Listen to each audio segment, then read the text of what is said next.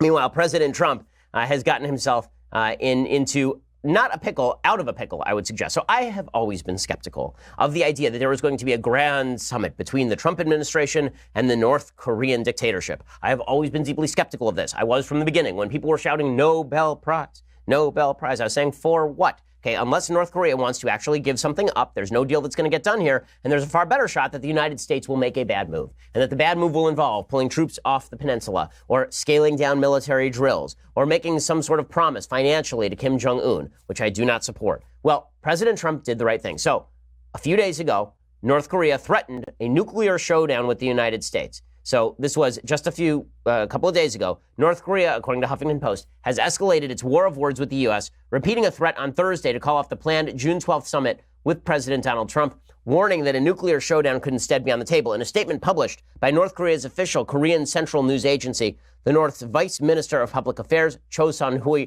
blamed reckless remarks made by top U.S. officials as the reason behind Pyongyang's second thoughts. Cho took aim at VP Mike Pence in particular and called him a political dummy who defended North Korea with his unbridled and impudent comments. Pence had warned in a Fox News interview that Pyongyang could follow the Libya model if Kim Jong Un doesn't make a deal, which was a deal where Muammar Gaddafi met a brutal end after his decision to denuclearize. Okay, North Korea has long expressed distaste at comparisons with Libya. They don't want to look like a weak country that gave up their nuclear weaponry and all the rest. So they were ripping on Mike Pence, and they were suggesting that they were going to pull out of the June 12th summit. And so Trump came out and he wrote a letter, and his letter basically said, fine, stay home, I don't care. Which is exactly right. That's exactly right. Okay, the United States is not the country in trouble here. The country in trouble here is North Korea. And let's face the reality. North Korea is in trouble because they blew up their own nuclear mountain. It collapsed in on them weeks ago. They do not have a nuclear testing site inside North Korea because they had a physical problem with their nuclear testing site. It broke. Okay, they broke their own testing site, which is an amazing thing. And President Trump was just sitting there. And then they're like, can we have some talks? He's like, absolutely, you can have some talks. And then, in order to save face, they're making all sorts of noises about nuclear war. So President Trump, this is where President Trump's habit of being just a bloviating hammer of a human being, it really comes in handy. So here is what he wrote. You have to love this. It's so good. He writes, Dear Mr. Chairman, we greatly appreciate your time, patience, and effort with respect to our recent negotiations and discussions relative to a summit long sought by both parties, which was scheduled to take place on June 12th in Singapore. We were informed that the meeting was requested by North Korea, but that to us is totally irrelevant.